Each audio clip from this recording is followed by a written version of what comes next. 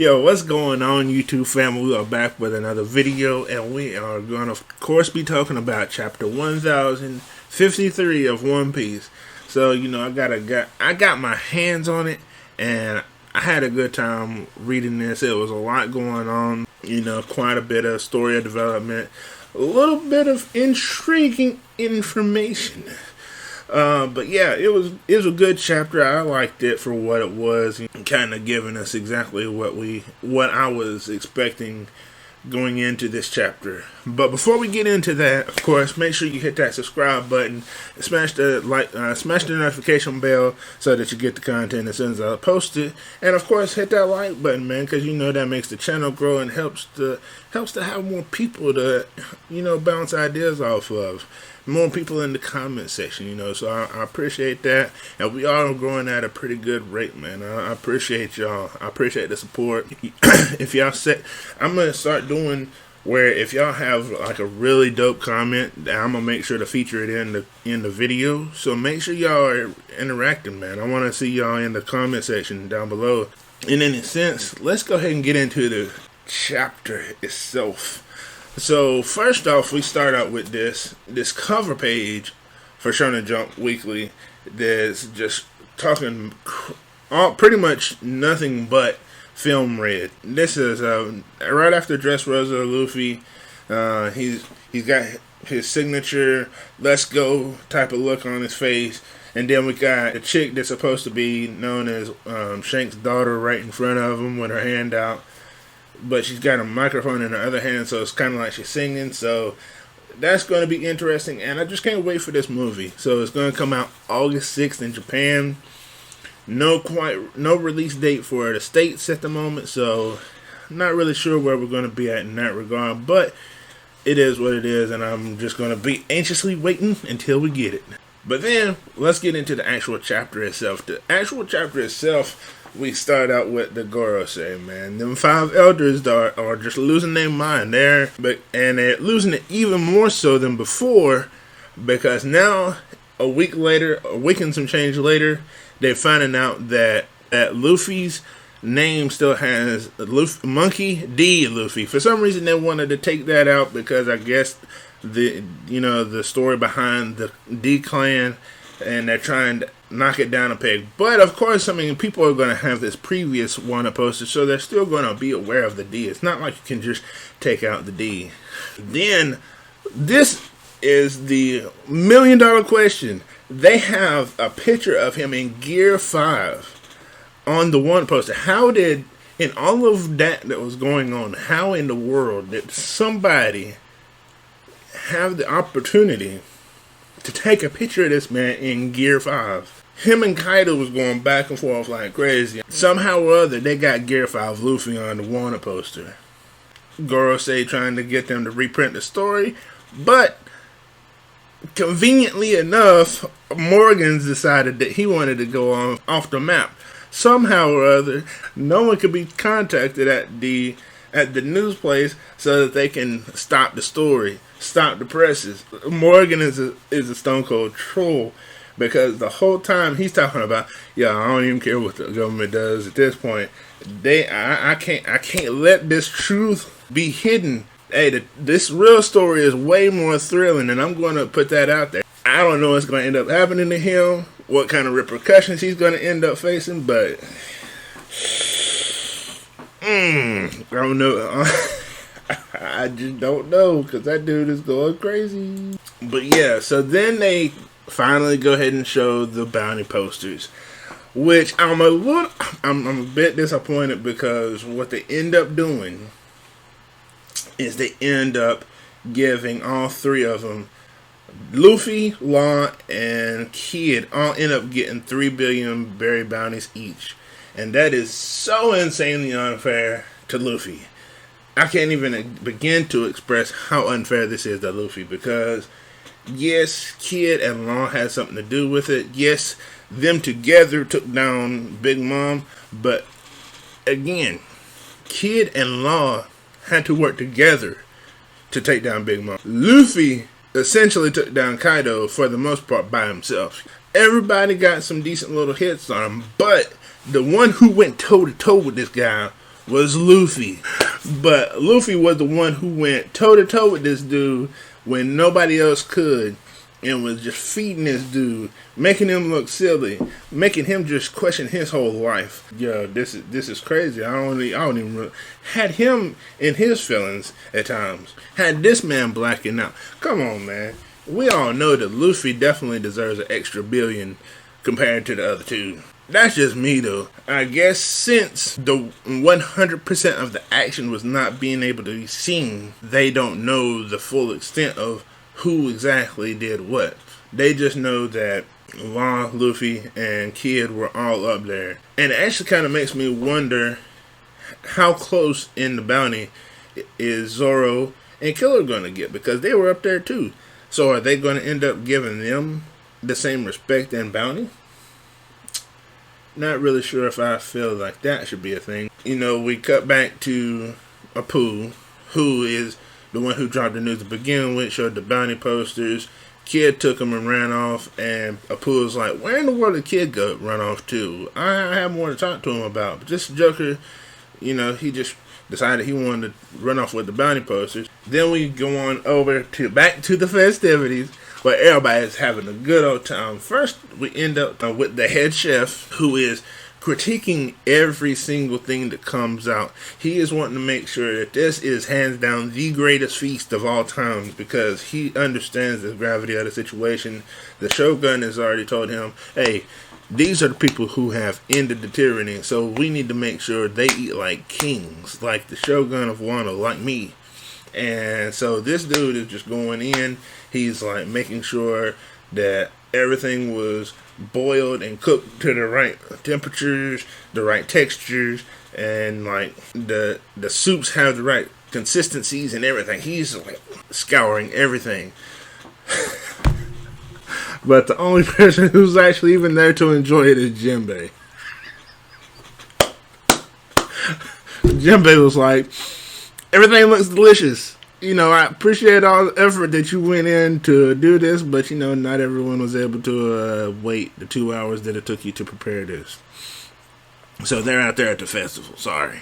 It's not surprising at all, especially Luffy, with the way he likes to eat. He wasn't going to wait no 2 hours to grub, to get down to it. Oh, man, but everybody was like, yo, having a blast. Everybody was playing games, eating, you name it, man. It was just like all love. But one really cool thing was Brooke and Hiyori took the stage and was strumming it on out, and the crowd goes wild. I was really happy to have this particular chapter, because everybody got a recovery, more along the lines of recovery, you know, relaxing, getting a hot soak in a bath, a little bit of eating, a little bit of laughing and joking and all that kind of stuff. This was the actual grubbing. They was just digging in, eating anything and everything they wanted to, had plenty of food, all of it's free, had no care in the world. So that was dope right there by itself. Then, of course, we cut over to Robin, who is, you know, being her normal self. She's over here, you know, kind of getting a feel for the culture and reading, and she ends up finding herself in this room. This room, however, she ends up being followed by Tango. So I still can't remember his name, but the name that we knew him by was irrelevant altogether anyway, because he comes in and is like, yeah, this room brings back a lot of memories. That is actually at one point in time where I got imprisoned in this room and I didn't get out for years. You know, I made these dolls. I have got like this little collection of dolls that I was chilling with. Just was in prison. I had to come up with a hobby to keep myself sane, so I made these dolls. And Robin's thinking to herself, she's like, what in the world are you talking about? You were in prison down here? But I thought you were a swordsmith. So what are you talking about? But he was like, yo, chill. I took up swordsmithing because I had a talent for it, but it never became more than just a hobby. I couldn't continue to do what I was doing because, lo and behold, he takes his mask off and we get the amazing reveal that Tango-san was Odin's father, of all people. His name was Sukiyaki Kazuki. I know me personally, I never really gave too much thought into who he could have been, and maybe I should have. I never even would have thought that this guy would even still be alive. Essentially, he is Momo's grandfather. Robin was like, yo, does Momo know? He was like, nope, and if I have anything to do with it, he will not find out. Because at this point, I feel ashamed. Because again, I was locked down here, and by the time I was able to get myself free, Odin had already passed, and Orochi had already came into power, so I didn't really have any choice but to hide my identity. I did actually think about taking my life a couple times, the whole knife to the gut. I guess I just felt like living with the shame. All right, that's it. Dishonor. Dishonor on your whole family. Make a note of this. Dishonor on you. Dishonor on your cow. But then, out of nowhere, I'm actually kind of surprised that this even came up, because with Nico Robin knowing how to read the poneglyphs, she had read back in Alabasta that the Pluton ancient weapon was in Wano. And in this panel right here, this little scene, Sukiyaki actually confirms it. He was like, yeah, it's definitely somewhere here in Wano. We get another pretty awesome reveal. Something we've actually been waiting since Dressrosa to actually find out in this regard. But not before we get the gruesome reality of what became of the Beast Pirates, because we get them being impaled, shriveling up. Even King and Queen end up having really bad fate in this particular situation, because come to find out, Greenville has actually finally entered the fray, and he's just zapping people. So apparently, he has the ability to absorb the moisture from you or something like that, because it kind of looks like he's absorbing moisture from them, because they are like getting old and decrepit looking. Like, it's not looking too good for these guys. I don't know what to really tell you, but then we actually see his from head to toe, and he kind of has this kind of old school rocker Van Halen type of look going on. He's radioing in to let him know that he has reached Wano, and he is waiting Sakazuki's orders, which is the fleet commander, of course, Magma Boy. Greenville does say that, hey, I think I'm gonna go ahead and take out Straw Hat Luffy while I'm here, which is kind of interesting, because granted, he's an admiral, and Luffy is a pirate. That is his job, to go ahead and take down Luffy, but we didn't think he would be that brave to already be talking about trying to take down Luffy. I feel like he might be getting a little ahead of himself, especially since Luffy has already slept for a week, got a good stomach full of food. Yeah, that might not be a good idea for you, bruh. Because you run after Luffy right now, you might get monkey stoned. That ain't a good idea for you at this point, bruh. You might want to chill. We get back into the party. Of course, speaking of which, Luffy's congratulating everybody, kind of doing a toast. He's out there congratulating the crew, saying, hey, we fought long and hard, we had a good battle, and now it's time to just eat, drink, and be merry, man. We got to make sure everything goes down right.